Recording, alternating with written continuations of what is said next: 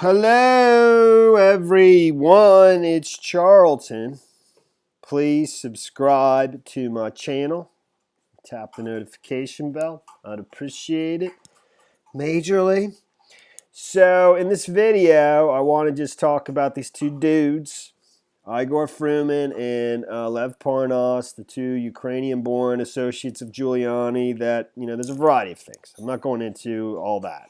What I'm here to talk about is that Trump basically denies knowing them. Yesterday, he was asked on his way to the Minnesota rally, I guess on his way to Marine One before he got there, he was asked about it and he denied knowing them, which doesn't seem very plausible given the various things that are coming out. And it's not just the fact that he has multiple pictures with them, multiple ones, in different settings, where at different times, they have different ties on, whatever, just in different places.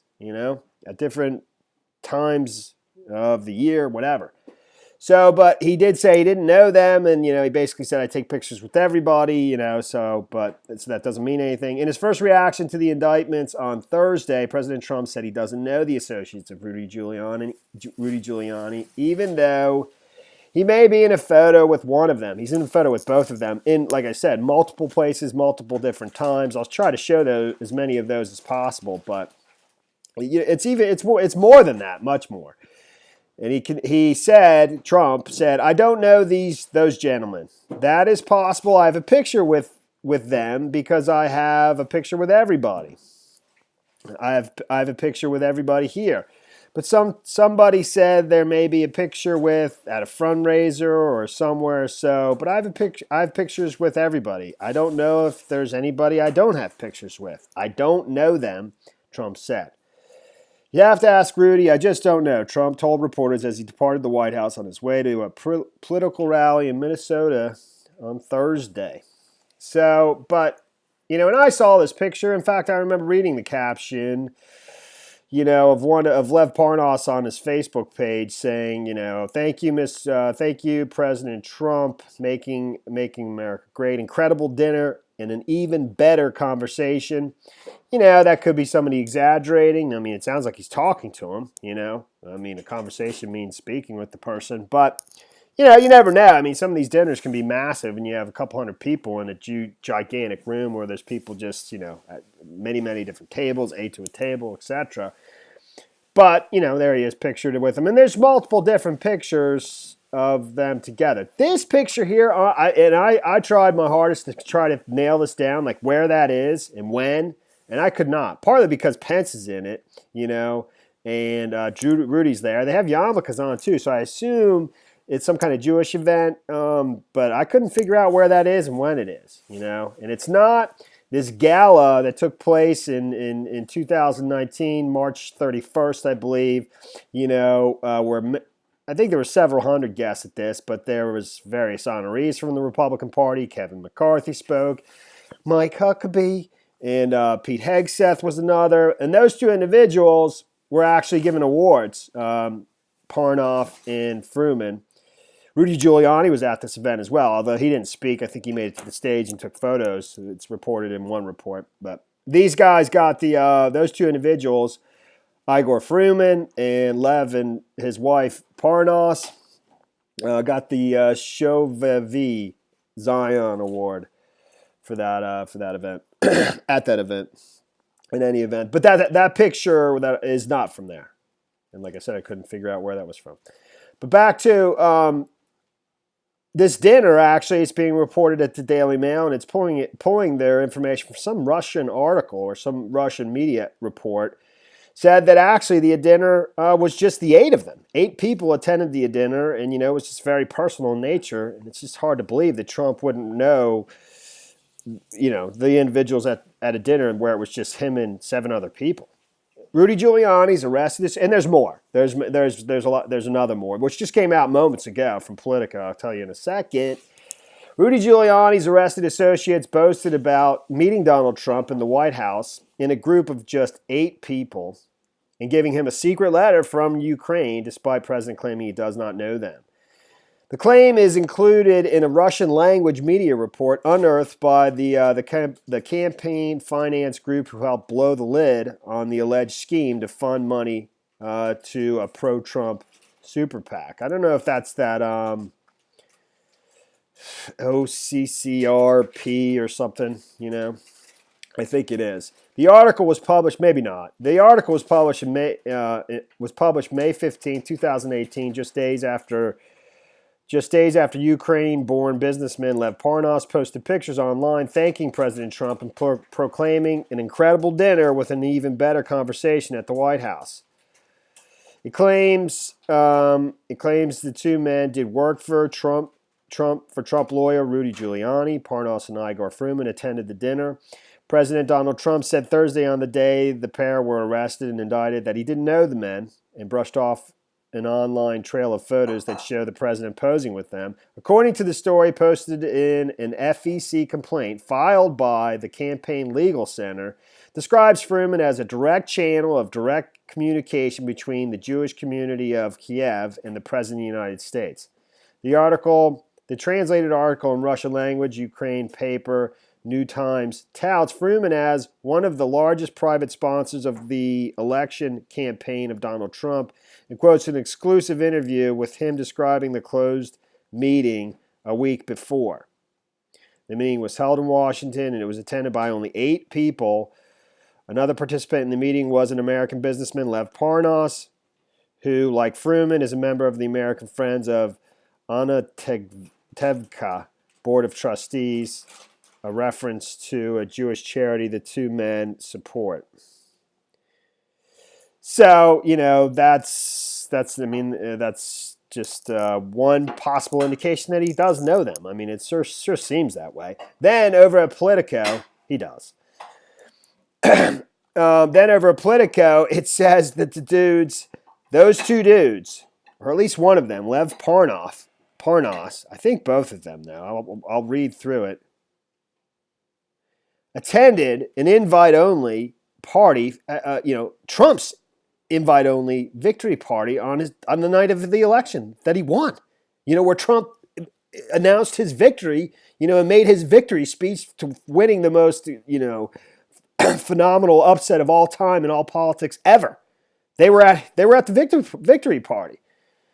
Which is pretty exclusive, and there's people in this article, this political article, Jason Miller, and a couple others who are trying to downplay it, I think. Politico already reached out to them, I believe, if I read it properly, saying, well, at the time, nobody thought Trump was going to win, so it wasn't that big of a deal to get an invite to a victory party for Donald Trump. It's just absurd, dude. Indicted Giuliani associate. And so, you know what? It's not Fruman. It's just Lev Parnas. And they're pulling this from a 2016 article that's from a French outlet that you have to translate from French into English. But he's in the article saying these things. The translation may be a little bit slightly off, but he was there. Okay? I mean, this is being reported just this afternoon, but this report is from 2016 when this didn't mean anything then. So, indicted Giuliani associate attended private 2016 election night party for friend Trump, because that's what he called him, because he lives close by to him, and he says that in this report, that he lives, really, very close to Trump in West Palm Beach. His house is. Donald Trump tried to distance himself from the latest scandal that threatens his presidency on Thursday by saying he didn't know either of the foreign-born Rudy Giuliani associates that his own Justice Department had just indicted for alleged campaign finance violations. But that's not what one of the men said 3 years ago while attending Trump's invite-only 2016 election night party in New York. This is the party where he walks slowly out onto the stage with his family behind him in single file with Barron and the whole family to announce that he just won, the presidential election. That party. In fact, Lev Parnas described himself to a foreign correspondent at the Cash Bar event in Midtown Manhattan as a friend of the president-elect, who didn't live far from his South Florida winter home. Parnas arrived at Trump's November 2016 election night party, which was held in a ballroom in at the Midtown Hilton, with 2 other men in suits and their heavy made-up wives, according to a forgotten but newly relevant dispatch from the event published at the time in Le Figaro, France's oldest daily newspaper, which is this. I don't have to reread the same thing. Politico does it for me. But it's in there. I looked. It's in there. Believe me. Okay?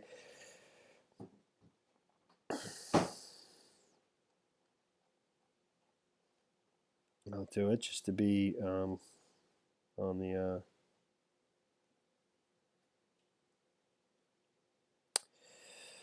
Things are very good, said Bruce Gelb, a tall, smiling gentleman.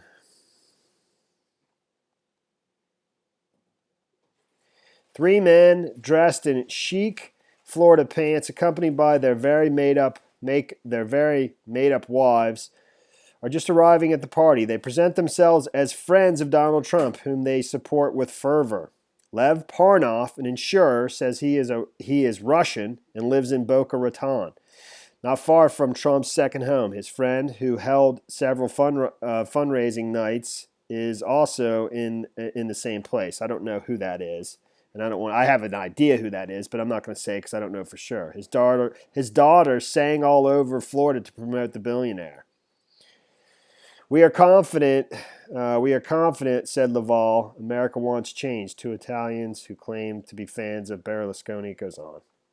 Anyways, he was there, okay? So the Ukrainian-born businessman told the paper that a friend from his hometown, Boca Raton, had hosted several fundraising events for Trump, and that his daughter had traveled around the state singing on the candidate's behalf. I don't know if he means Parnas' daughter or the friend who lives in Boca Raton. We are confident, Parnas told the newspaper. America wants change. The newspaper described Parnas as an insurer. The new detail connecting Trump and Parnas at the same election night party in November 2016 raises fresh questions about the president's insistence that he doesn't know the Ukrainian-born businessman. Man. It comes amid a rapidly unspooling investigation that appears headed for a House vote to impeach the president. So,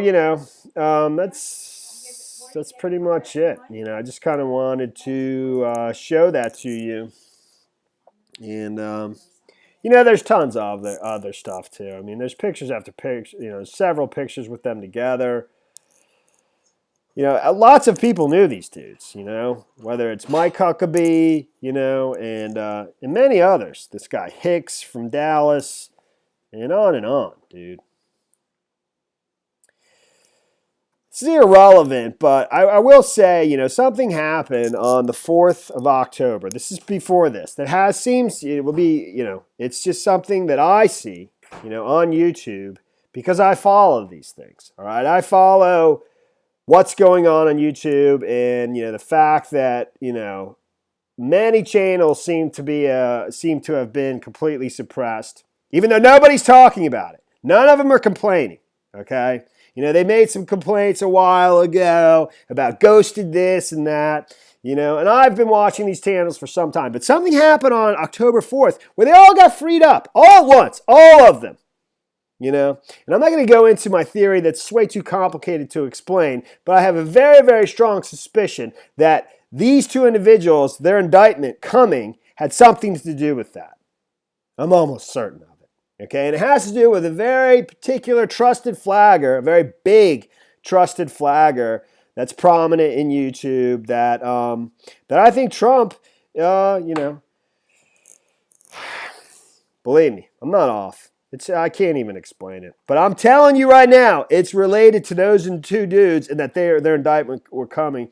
And their very obvious connection to many within the Jewish community. They're obviously Jewish themselves, and they're prominent within the Jewish community. And in my opinion, what happened on the 4th was the Jewish community wanting to dissociate themselves from that, because basically, I think it's. I'm not going to say it.